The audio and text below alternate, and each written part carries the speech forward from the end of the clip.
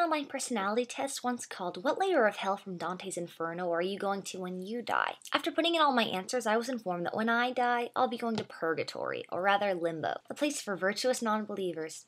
It's a big open grassy plain where Socrates and other philosophers chill out and sigh a lot, a place that's safe but sad. After playing Xbox Live Arcade's Limbo, all I can say is, yeah right, Dante. I stumbled onto this game with a friend of mine, my bro turned brohost Bromander. We downloaded the demo and decided to hand off the controller after each death, i.e. the playdate method.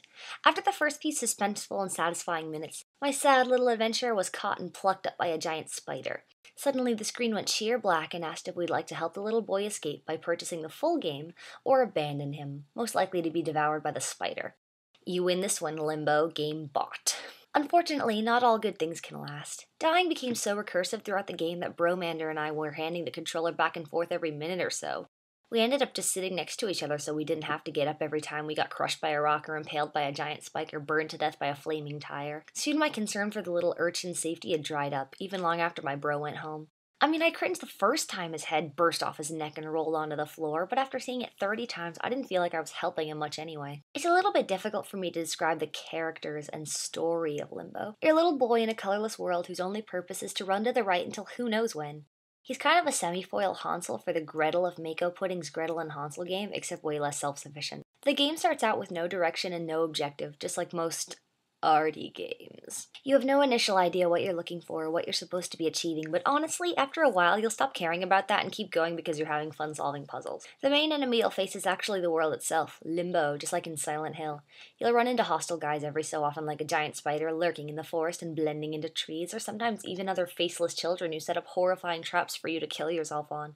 But all these enemies give the impression that they're in just about as much danger as you are in this scary world, and their animosity is less personal and more survival of the fittest. The most that I'm able to make out of this game is that Hansel is in limbo and he's trying to find something at the end of it. The ending makes this a little more clear, but without it, the title doesn't make much sense. Heaven's Waiting Room, however, is nothing like Dante wrote in his fanfiction. Everything wants you dead, and everything is going to slice off your little head if you give it a chance. The inky art style of the scenery doesn't always make it clear what's in the backdrop and what's sharp and pointy, though. And I would often find myself stopping in front of a patch of grass, staring at it for a second, then jumping over it just to be safe. If you do die, there's really no consequence. But while some of the puzzles are challenging and require you to think on your toes to find solutions that won't kill you, some of the obstacles are nothing but proper timing. Let me tell you, those were the death of me while playing. I can't tell you how many times I was electrocuted or chopped in half or drowned because I couldn't land or run within a millisecond.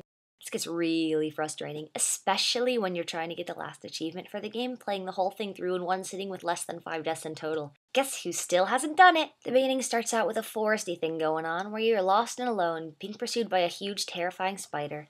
But after a while, most of the twisted nursery rhyme imagery gets left behind, and it's all about puzzles and gravity boxes and gun turrets, which ended up being a big atmosphere killer. I suppose it's a kind of harsh glimpse into the robotic mechanical way of adulthood that looms ahead when the world of Limbo becomes more challenging and unfamiliar for Hansel. But I was sad to see the haunting woods and hostile insects abandoned because they fit right in with the creepy black ink setting. In terms of likes and dislikes, they are sort of bullet points for me. So let's play like-dislike. I like the art style of the background. I can't even imagine how long it must have taken to make, even though I can see the artist crying black tears and using them as the paint. I dislike that the achievements are kind of arbitrary and just lying around in places instead of being rewards for doing things. Admittedly, it's not like you get achievements for linear things you'd always do no matter what, but they don't feel special to me.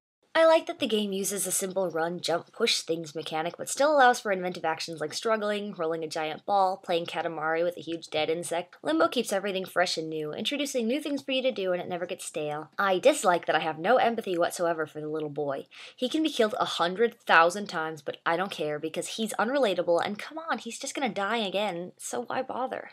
I like that the game feels very much like one complete unit. It's all done in one take, scrolling for hours. It's like if you were to put the background in a museum, it'd be on an 800-foot scroll of papyrus or something. I dislike that there was no story. No, shut up. The ending did not make it a story. It seemed kind of strange to have such a sad array of scenery and this poor, pitiable character, but no reason as to why we should care or keep going rather than just stay in the beginning area where it's safe. It's not like he's looking for anything. I like that Limbo acknowledges little things. Yeah, I got freaked out when the kid with the brainworm came running out into the water and drowned himself to make a raft for me and the music suddenly Inception was going on.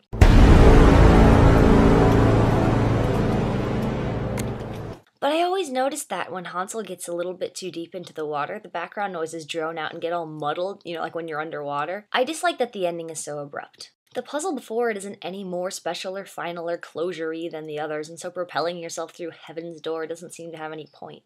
In fact, when I did it the first time and the screen got all slow and glittery, I thought to myself, wait, did I die? What the hell is going on? I guess in the end, Limbo didn't knock my socks off, but I didn't think that I was cheated out of my Xbox Live points or anything. It was fun to play and it tickled my brain a little bit, but I can't say I've ever given it much thought otherwise. So, who's the audience for this game? I'd say you'll have fun if you're a sim major, you only like black and white movies, you hate children a lot, you shop at Hot Topic, or you're a dog. Or you're really flexible and have a genital piercing, in which case I think you might be thinking of the wrong Limbo.